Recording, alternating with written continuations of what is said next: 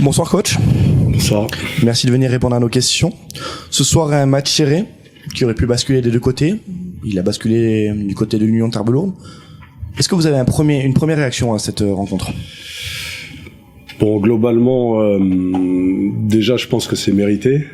On a souffert dans l'impact, surtout dans le premier quart-temps, ce qui nous a mis en difficulté. Je crois qu'on encaisse 22 points, quelque chose comme ça dans le premier quart.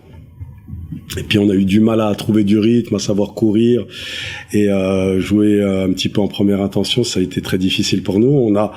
On a bien rectifié le tir dans le deuxième quart-temps. On a été plus consistant des deux côtés du terrain. On arrive à faire un petit écart, rentrer un petit peu à l'abri à la mi-temps. Et dans le troisième, le niveau de dureté a augmenté. Je dirais pas d'intensité, mais de dureté. Et je pense que ça a bien matché. On a bien répondu dans le troisième. Ils ont pris un peu le dessus dans le quatrième. Et puis on a buté un petit peu sur l'alternance défensive quand ils ont fait un peu de zone. Voilà, on s'est entêté à tirer de loin. On a manqué de patience. On n'a jamais eu d'alternance. Donc voilà, c'est un petit peu le regret nous concernant. Et félicitations à Tarbes qui a fait, moi je trouve, un bon match. Et pour nous, c'était aussi un bon match. Ça s'est joué, comme vous dites, les yeux dans les yeux. Et c'est tombé de leur côté. Vous me parlez de ce premier quart-temps. Pourtant, vous êtes tout de même devant. Vous creusez même l'écart en fin de deuxième quart-temps. Mmh. Vous arrivez avec un écart de 8 points de mémoire à la mi-temps. Mmh. Qu'est-ce que vous avez dit à vos joueurs dans les vestiaires? De garder le rythme qu'on a eu dans le deuxième quart-temps surtout, et puis de sortir des rebonds plus propres, parce que on a eu très peu de rebonds propres. On a toujours été impacté dans les prises qu'on a eues. On a eu du mal à se dégager, à trouver du jeu de relance, et même pour jouer demi-terrain, du coup on a joué beaucoup arrêté, quoi. Nous, on a vraiment manqué de rythme. L'Union a su faire l'écart dans le quatrième quart-temps. Vous êtes toujours devant à la fin du troisième. Ouais. Dans cette fin de match à couteau tiré, qu'est-ce qui a fait la différence dans les derniers instants? Très sincèrement, l'expérience. Parce que je crois qu'on est à 66-65 la dernière fois qu'on mène, quelque chose comme ça. Et puis c'est Doumbia qui les fait passer devant. Et il a été plus au service du collectif tout le match. Et puis quand il a fallu prendre ses responsabilités et mettre un gros coup sur la tête de l'adversaire, il l'a fait. Et je crois que c'est lui qui les fait passer devant et qui les met en bonne posture pour ramasser le match. Voilà, on a été quand même grandement impacté par Gautin et Yetna, ainsi de suite, Doumbia Y, donc voilà quoi. Pour parler plus de vous et de votre groupe, au-delà de cette rencontre, c'est un nouveau club pour vous, c'est un nouveau groupe. Est-ce que vous pouvez nous parler un peu de cette nouvelle expérience? Écoutez, c'est un groupe composé de 9 nouveaux joueurs. Donc il faut un petit peu de temps pour mettre la machine en place. Je pense que on n'est pas trop en retard. Aujourd'hui, c'était un gros match test quand même contre une équipe qui est régulièrement en play-off ces dernières années, qui a un roster d'expérience et tous connaissent le haut niveau de la division, voire au-dessus. Donc vraiment c'est un match qui est plein d'indicateurs et qui laisse présager des choses intéressantes pour la suite, pour un groupe reconstruit à 90% avec 7 joueurs de moins de 25 ans. Quels sont les objectifs de Tours cette année? Alors, c'est se maintenir le plus rapidement possible. C'est vraiment obtenir un maintien. Ouais. Aujourd'hui, c'est notre... en signant à Tours, c'était l'objectif en tout cas. Très bien, mais on vous souhaite un bon courage, une bonne chance dans cet objectif. Merci à vous. Et bonne fin de saison. Merci, bonne saison à vous continuation parce que c'est que le début. Bonne saison à vous. Merci, c'est gentil. Bonsoir Stéphane. Bonsoir Thomas. Une première victoire pour commencer la saison. C'est, il me semble, la première fois depuis que tu es à l'Union que tu gagnes le premier match de la saison. Est-ce que tu as une première réaction à cette rencontre? Ouais, je suis content que tu me poses la question. Ça fait plaisir, c'est-à-dire que les 2 fois d'avant, j'avais perdu, quoi. Bah oui. C'est bien. C'est une très bonne chose de commencer par une victoire, surtout quand on est à domicile. C'est toujours très compliqué de commencer à domicile. Et parce qu'une équipe qui se déplace va chercher un résultat extérieur. Une équipe qui reçoit en premier, on sait très bien qu'on peut se mettre pas la pression, parce qu'il y a un nombre de matchs qui est extraordinaire dans cette division. On peut très vite se mettre à douter, surtout qu'on n'avait pas fait des grands matchs amicaux. Mais bon, on va dire que l'un dans l'autre, ça a été c'est une très belle victoire. L'Union qui fait jeux égales dans le premier quart-temps, qui, je vais pas dire qu'ils sombre, mais qui a un coup de moins bien dans le deuxième quart-temps. Quels ont été tes mots à la mi-temps? À la mi-temps, j'ai dit qu'il fallait durcir un petit peu défensivement quand même. Je trouve qu'on est parti dans un hurrah basket et c'est pas ce qu'on veut pour cette équipe-là. Et c'est ce qui s'est passé en deuxième mi-temps. Et voilà, en première mi-temps, on a trop été axé sur l'attaque, en plus on manquait de réussite parce qu'il y a 2-3 situations qui sont propres.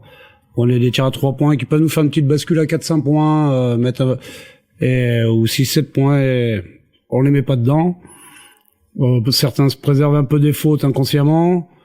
Donc voilà, il y a 2-3 rebonds offensifs, même si on a dominé au rebond, il y a 2-3 rebonds offensifs sur des contre-attaques qui sont pas bien normales. Et cette première mi-temps, moi, me laissait un goût d'inachevé, mais comme j'aurais dit, on est à -8 à la mi-temps, en ayant fait tout ça en déchets. On était transpercés sur les 1 contre 1 en première mi-temps. Donc voilà, je savais qu'il y aurait une réaction là-dessus de mes joueurs et à l'arrivée, c'est ce qui s'est passé. Une fin de match très serrée. Qu'est-ce qui a fait la différence entre votre victoire et le potentiel retour de tour? Le public. Le public, non, je pense qu'on a été très pragmatique en deuxième mi-temps. On avait dit qu'encaisser 47 points à domicile en première mi-temps, c'était vraiment pas normal. Je crois qu'on limite Tours à 28 points en deuxième mi-temps. Voilà, on a fait des choix défensifs et qui se sont avérés payants. Et offensivement, on était, comme je disais tout à l'heure, très pragmatique, mais très appliqué, même si ça a été un peu redondant à un moment. C'est là où je suis fier de cette équipe, c'est qu'elle a pas essayé de changer quelque chose qui marchait et elle est restée dans cette ligne, dans cette droite lignée. Et ça, c'est positif. C'est-à-dire qu'on est une équipe qui est relativement disciplinée et quand elle veut se mettre les doigts dans la prise défensivement, elle peut faire mal au niveau athlétique à beaucoup d'équipes. Pour parler de cette équipe, justement, beaucoup de remaniements à l'intersaison, 6 nouveaux joueurs, des joueurs au niveau de la Coupe d'Afrique qui sont arrivés plus tard, un joueur qui est arrivé encore un peu plus tard. Comment s'est passée cette pré-saison pour vous? À l'image du gouvernement, il y a eu beaucoup de remaniements, comme tu dis, mais voilà, on savait que ça serait un peu plus compliqué quand on intègre 6 joueurs, qu'on reste pas sur une base solide comme on a pu le faire sur les 2 dernières années. C'est plus compliqué de mettre quelque chose en place. Donc, sachant qu'on voulait un petit peu, par rapport à ce qui s'était passé en play-off l'année dernière, changer 2-3 aspects de notre jeu. Donc, ça a été un peu compliqué. Et puis avec deux joueurs qui reviennent d'Afrique fin août. Donc, on fait un championnat et un bon championnat en plus. Leurs 2 équipes ont fait un très bon championnat. Plus Mohamed Doumbia qui est arrivé il y a 10 jours. Voilà, qui avait jamais joué en Europe.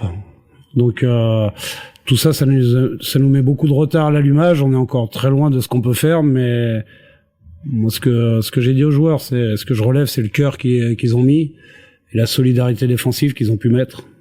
Et j'ai aimé après le pragmatisme offensif. Tu parles de cœur, de solidarité, quelque chose qu'on avait peut-être un peu moins vu sur les matchs de pré-saison. Est-ce que c'est la naissance d'un groupe? Est-ce que c'est l'arrivée des matchs en jeu qui change les esprits, change les mentalités? Comment tu analyses ça? La naissance d'un groupe, comme je dis, le groupe il est là depuis 10 jours. Bon, faut pas oublier le fait quand même que Mike Joseph était suspendu. Hein. Ça reste Mike Joseph, ça peut rendre 2-3 services quand même à l'équipe. Faut pas oublier qu'il était suspendu et qu'il fallait jouer sans lui. Donc entre les joueurs qui arrivent tardivement en préparation, ceux qui arrivent très tardivement, même après la préparation, et Mike Joseph suspendu, voilà, notre préparation a été complètement tronquée. Maintenant, comme je dis, c'est vraiment cet état d'esprit, moi, qui m'a plu ce soir, et je pense qu'il a plu au public. C'est ce qu'il faut retenir. On a une marge de progression qui est importante. À nous de travailler pour mettre plus de basket encore dans ce qu'on veut faire. Ceci étant, voilà, c'est plus facile de travailler sur le basket que de travailler sur le cœur et la solidarité et la défense.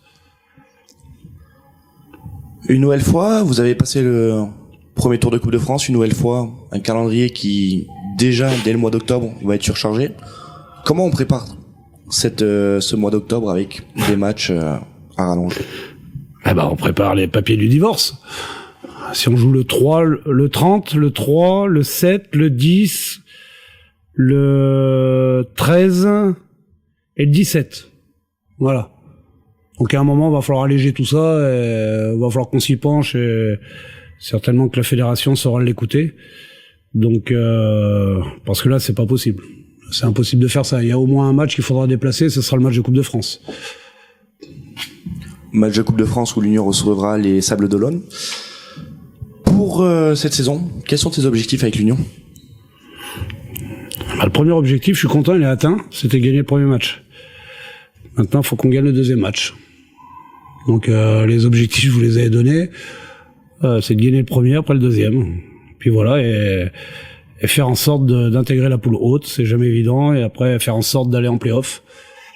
Et voilà, d'aller le plus loin possible en play-off. Mais déjà, fidéliser un public, que j'oublie pas mes joueurs l'année dernière, d'il y a 2 ans. Ils ont su fidéliser un public ici, et je pense que ces joueurs-là méritent aussi que ce public continue de nous suivre.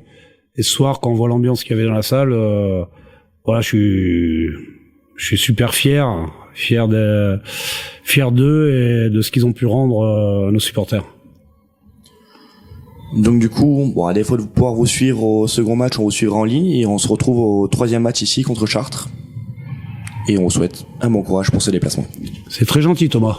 Merci.